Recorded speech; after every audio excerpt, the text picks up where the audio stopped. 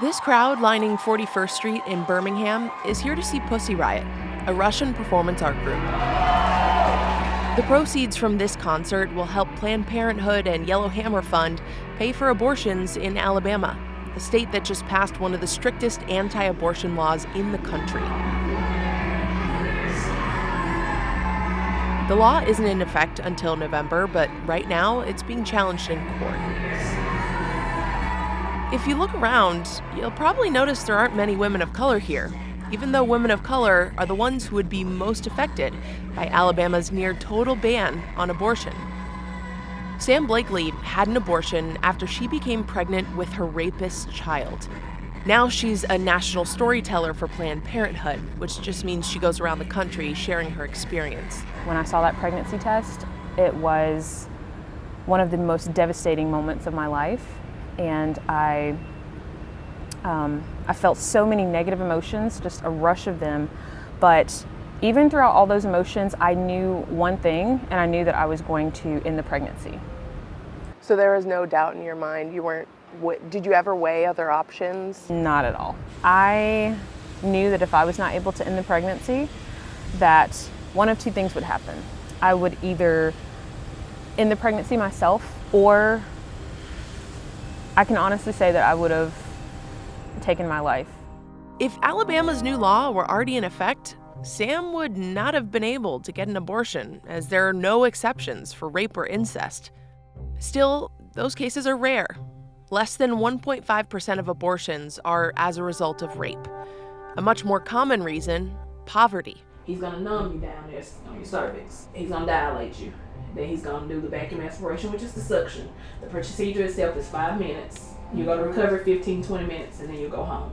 Many of the women receiving abortions in this state say they can't afford to have a baby. Right here is that you're here in person. Right here is you rejected your ultrasound. We're at an abortion clinic in Tuscaloosa, one of only 3 in the state. 70% of the women serviced here are women of color living below the poverty line. I'm comfortable about it because, like I said, everybody have reasons of why they're doing this. Everybody got different reasons. The state has a 48-hour waiting period. They want you to consider all options. I found 2 women, Angelica and Shakia, who are willing to tell me more about why they're here. Do you have any questions about the state law? Okay. Why are you getting an abortion? I already have one child. Right now I'm in the midst of buying a house. I just got married last month, so it's just like, all at once, and it's too much for me right now. My baby is finna turn 1 next month, so I will have a 1-year-old and a 2-year-old, back to back, and I just don't want to do it. Is financial stress part of the reasoning for you too as to why you're getting an abortion? No, financial, I don't think that's the issue. The issue is that I got twin boys already. I did protect myself, but it go other ways. Everybody makes mistakes. Nobody's in this world is perfect. You feel what I'm saying? And I understand that it's not good to kill a child. It's not. It's something that we gotta live for. But I don't think that nobody should pick that for us. We should be the ones that pick that for ourselves. Gloria is the clinic's director, and she sees situations like this all the time.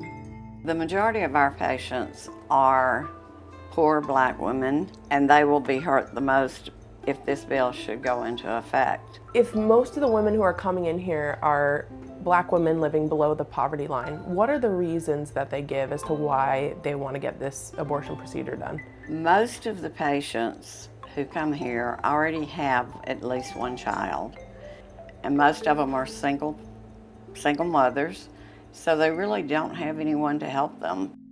If Alabama wants to preserve life, why are the living so often overlooked? According to the CDC, this state has the 6th highest infant mortality rate in the U.S. Alabama has the worst schools in the country. That's according to U.S. News. Schools that leave out key information when it comes to contraception and sex education. And in terms of women's and children's health, the United Health Foundation says the state comes in 46th place. I spoke with Sean Carney, the president of 40 Days for Life, to get his take on all this.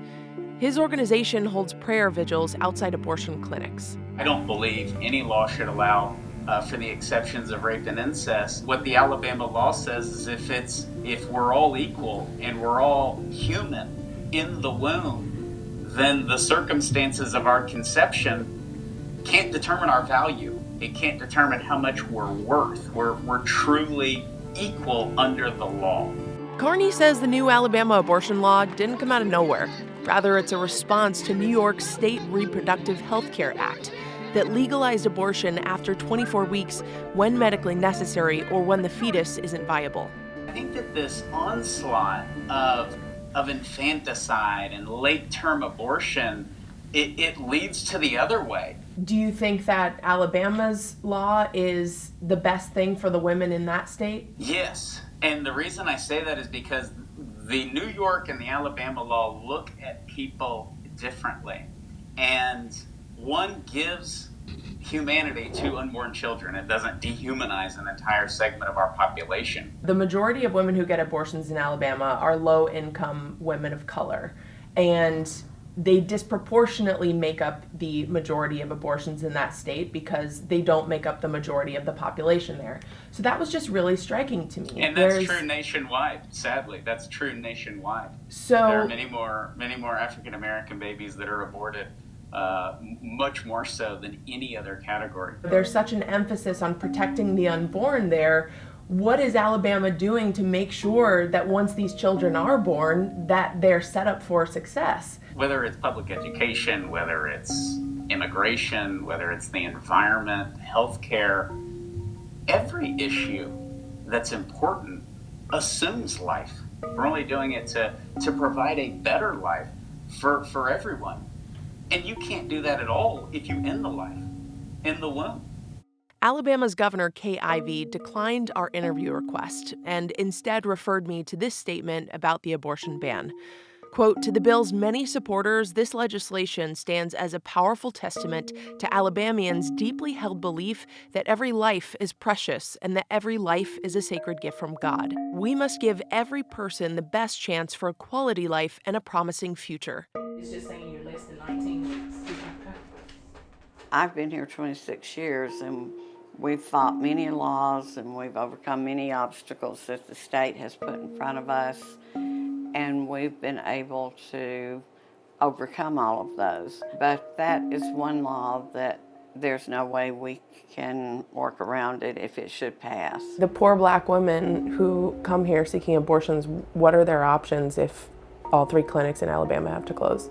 They would have to go out of state, and unfortunately, a high percentage of them will probably have to have a child that they did not want to have at that time in their life. So anytime Saturday after 9:30, your 48 hours is up and you come have your procedures. The law may be unenforceable if efforts to challenge it in court are successful. But for now, abortion here is still legal for women like Angelica and Shakia. Y'all want to stop abortion, but if us bring these children to the world, y'all ain't helping us take care of them. I don't want to start over. This is nothing that I plan to happen. Everybody makes mistakes. Nobody is perfect. Yeah. It's nobody perfect in the world.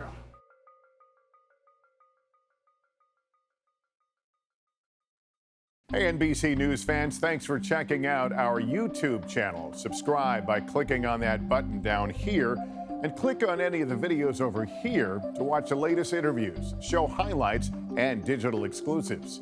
Thanks for watching.